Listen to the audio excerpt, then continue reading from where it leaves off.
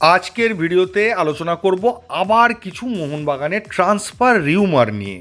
বেশ কয়েকটা খবর উঠে আসছে এবং রিউমার বলছি কারণ খুব সিম্পল, যে এই যে খবরগুলো রয়েছে এগুলোর কিন্তু সত্যতা আপনি কোনোভাবে যাচাই করতে পারবেন না। মোহনবাগান ভাবছে এরকম কিছু প্লেয়ারকে নেওয়া হবে, এবার মোহনবাগানের ভেতরে কে কী ভাবছে সেটা যারা বলছে তারা ঠিক বলছে কিনা এটা যাচাই করারও কোনো অপশান নেই। এখন খবরটা দেখে আমাদের বোঝার চেষ্টা করতে হবে যে এটা কি ঠিক খবর না ভুল খবর। যেমন আমি আপনাদের উদাহরণ দিয়ে বলি, যদি কেউ বলে যে মোহনবাগান এখন একজন বিশ্বমানের স্ট্রাইকার খুঁজছে মোহনবাগানে সই করানোর জন্য, তাহলে খবরটা ফেক হবার সম্ভাবনা 99%, কারণ মোহনবাগানে স্ট্রাইকারের প্রয়োজনীয়তা কিন্তু এই মুহূর্তে নেই। কেউ যদি বলে মোহনবাগান আরও একজন বিদেশি ডিফেন্ডার নিতে চাইছে, এই খবরটাও তো 99% ফেক, কারণ মোহনবাগানে অলরেডি দুজন বিদেশি ডিফেন্ডার রয়েছে। তো এগুলো থেকে আমরা আন্দাজ করতে পারি যে খবরটা ঠিক না ভুল, বা হওয়ার সম্ভাবনা কি আদৌ আছে কি নেই। নেক্সট বিষয় হচ্ছে যে কোথা থেকে আপনি খবরটা পাচ্ছেন, সেই চ্যানেল বা সেই সোশ্যাল মিডিয়া সেই হ্যান্ডেল তারা কি ঠিকঠাক খবর দেয়? তারা তো আগেও খবর দিয়েছে, প্রথম হঠাৎ তো খবর দিচ্ছে না। তো তাদের আগের খবরগুলো কতটা ঠিক হয়েছে বা কতটা ভুল হয়েছে সেই নিয়ে আমরা একটা জাজ করতে পারি যে এই চ্যানেলটা কতটা বিশ্বাসযোগ্য। তো এরকম কিছু বিষয়ের ওপর নির্ভর করে কয়েকটা খবর আমি পেয়েছি, এবং যে জায়গা থেকে পেয়েছি সেই জায়গাগুলো ফেক বা ফালতু পুরো এরম বলা যায় না বলেই তাদের খবরগুলো আপনাদেরকে দিচ্ছি। এবং খবরগুলো এমন, এগুলোকে রিউমার বা গুজবই ধরতে হবে, কারণ যতক্ষণ না এটা কনফার্ম হচ্ছে, কারণ খবরগুলো এক তো হচ্ছে সামনের সিজন নিয়ে, এই সিজনের নয়, মাঝখানে অনেক সময় আছে, খবর পাল্টাতেও পারে, মাঝখানে ডিসিশন চেঞ্জও হতে পারে। এবার চলে আসি খবরগুলোয়। যে খবরটা পাওয়া যাচ্ছে যে মোহনবাগান মিডফিল্ডের দুজন অথবা একজন প্লেয়ারকে রিলিজ করতে চলেছে, তার বদলে থাপা এবং আপুইয়ার ব্যাকআপ হিসেবে একজন প্লেয়ারকে নিয়ে আসতে চলেছে। এদিকটা দিয়ে যদি বিচার করেন তাহলে ঠিক আছে, থাপা এবং আপুইয়ার ব্যাকআপের সত্যি প্রয়োজন আছে। এই মুহূর্তে অভিষেক সূর্যবংশী রয়েছে বা দীপক টাংরি রয়েছে, তারা কিন্তু এই জায়গাগুলো ফুলফিল করতে পারছে না। তো সেদিক দিয়ে বিচার করলে যে না, খবরটা ঠিক হতে পারে। এবার মোহনবাগান কাকে ছাড়বে সেটা নিয়ে যে হিন্টসটা দেওয়া হয়েছে, সেই হিন্টসটা হচ্ছে একজন প্লেয়ার, যে প্লেয়ার লোবেরার আন্ডারে আগেও খেলেছে এবং এবছর তার কন্ট্রাক্ট এক্সপায়ার হচ্ছে।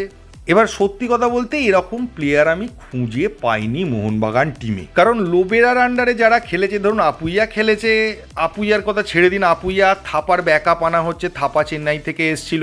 দীপক টাংরি কোনোদিন মুম্বাই সিটি এফসি বা গোয়াতে খেলেনি, ফলে লোবেরার আন্ডারেও খেলেনি। অভিষেক সূর্যবংশীও গোয়া বা মুম্বাইতে খেলেনি, তাই অভিষেক সূর্যবংশীও লোবেরার আন্ডারে খেলেনি।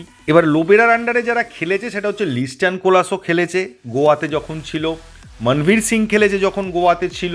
তো অনেকের মনে হতে পারে মনবীর সিংকে ছেড়ে দিলেও দিতে পারে মোহনবাগান, তার পারফরমেন্স এই মুহূর্তে ভালো নয়। কিন্তু মনবীরের চুক্তিও এবছর এক্সপায়ার হচ্ছে না, মনবীরের চুক্তিও এক্সপায়ার হচ্ছে 2027, লিস্টানেরও তাই।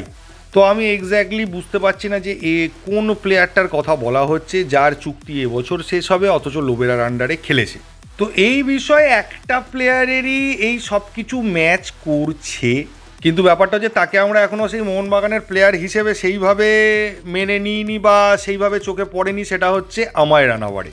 সবে এসছে আমায় রানাওয়ারের চুক্তি, কিন্তু এই 31 তারিখই শেষ হচ্ছে। আমায় রানাওয়ারে সেরকম কিছু ভালো পারফরমেন্স দেখাতেও পারেনি, লোবেরার আন্ডারে খেলেওছে, তো আমায় রানাওয়ারেকে হয়তো ছেড়ে দিলেও দিতে পারে, এটা এমন কিছু চাপের বিষয় সমর্থকদের জন্যও নয়, কারোর জন্যই খুব একটা হবে না। কিন্তু সেকেন্ড খবর যেটা আসছে যে আর একজন প্লেয়ারকেও মোহনবাগান ছেড়ে দিতে পারে, সে কিন্তু স্টার প্লেয়ার, তাকে নেওয়ার জন্য বিভিন্ন টিম রেডি হয়ে রয়েছে এবং সে মোহনবাগানের কন্ট্রাক্টেড প্লেয়ার। এবার এইখানে দুটো নাম কিন্তু আমার মাথায় আসছে, একটা হচ্ছে মনবীর সিং, যথেষ্ট ভালো প্লেয়ার, যে কোনো টিম তাকে নিতে চাইবে, যে কোনো টিমের ফার্স্ট 11-এ সে জায়গা পেয়ে যাবে এবং তার পারফরমেন্সও সেরকম লেভেলের নয়। এবার এখানে একটা জিনিস আপনাকে বুঝতে হবে, যে খবরটা দিচ্ছে সে বলছে প্রথম প্লেয়ারটার কথা বলছে যে লোবেরার আন্ডারে খেলেছে, সেকেন্ড প্লেয়ারটার কথা কিন্তু বলেনি, তাহলে বলতো দুটো প্লেয়ারই লোবেরার আন্ডারে খেলেছে। আবার মনবীর সিং লোবেরার আন্ডারে খেলেছে, ফলে এখান থেকে মনবীর সিংয়ের নামটাও আপনি ক্যান্সেল আউট করতে পারেন। তাহলে যে পড়ে রইল, যে প্লেয়ারটা টিম থেকে বেরিয়ে যাওয়ার চান্স আছে, সেটা সমর্থকরাও বুঝতে পারছে, সে কিন্তু ভীষণ ভালো প্লেয়ার এবং মোহনবাগান সমর্থকদের প্রিয় প্লেয়ার, সে হচ্ছে সাহাল। সাহাল সেইভাবে চান্স পাচ্ছে না। সাহাল যে কোনো টিমে যত ম্যাচ হবে সবেতে 90 মিনিট ফার্স্ট 11-এ খেলার মতো যোগ্যতা রাখে, এবং এটাও ঘটনা আমাদের টিমে ঠিকভাবে তাকে ইউজ করা হচ্ছেও না, এবং তাকে প্রপারলি ইউজ করার জায়গাও খুব কম রয়েছে, কারণ তাকে ইউজ করলে থাপা বা আপুইয়াকে বসাতে হচ্ছে, এবং থাপা বা আপুইয়াকে বসালে ডিফেন্স লাইনটা অনেকটা উইক হয়ে যাচ্ছে, যেখানে অ্যাটাকিং লাইনটা সাহাল কিছুটা মানে বাড়াতে পারলেও ডিফেন্সের জায়গাটা সে কভার করতে পারছে না। তাই দ্বিতীয় প্লেয়ারটা সাহাল হতে পারে, তবে সাহালকে যদি মোহনবাগান ছেড়ে দেয় সেটা সাহালের জন্য খুব ভালো হতে পারে, কারণ সে যে টিমেই যাবে চান্স পাবে। তবে মোহনবাগানের জন্য খুব একটা ভালো হবে না, কারণ সাহাল একটা অ্যাসেট, যে টিমেই থাকবে সেই টিমের অ্যাসেট হয়ে থাকবে। ফলে প্লেয়ারটা যদি সাহাল হয় তাহলে মোহনবাগানের কাছে সেটা দুঃখের খবর। আর আরেকটা প্লেয়ার সে যদি আমায় রানাওয়ারে হয় বা শুধু আমায় রানাওয়ারেকে ছাড়া হয়, তাহলে মোহনবাগান সমর্থকদের মধ্যে খুব একটা ইম্প্যাক্ট এটার দেখা যাবে না, তারা খুব একটা বদার করবে না বিষয়টা নিয়ে। তো আপনারা কমেন্টে জানান যে আপনাদের কি মনে হচ্ছে এই দুটো প্লেয়ার কি কি হতে পারে। যেটুকু হিন্টস আমি পেয়েছিলাম সব হিন্টসটাই আমি ভিডিওতে বলে দিয়েছি। তো আমার কার কার কথা মনে হচ্ছে সেটাও আমি আপনাদেরকে বলেছি। আপনাদের যদি অন্য কিছু মনে হয় যে না এই হতে পারে, বা আমি কিছু মিস করে গেছি, কোনো একটা প্লেয়ারকে আমি মিস করেছি যে লোবেরার আন্ডারে খেলেছে অথচ আমার চোখে পড়েনি, এটাও হতে পারে। আবার লিস্টান কোলাসও হতে পারে, কিন্তু আমার মনে হচ্ছে না কোনোভাবে লিস্টানকে মোহনবাগান ছাড়বে। তো আপনারা আপনাদের বক্তব্য জানাবেন এই ভিডিওতে। এইটুকুই, থ্যাংক ইউ, ধন্যবাদ এবং জয় মোহনবাগান।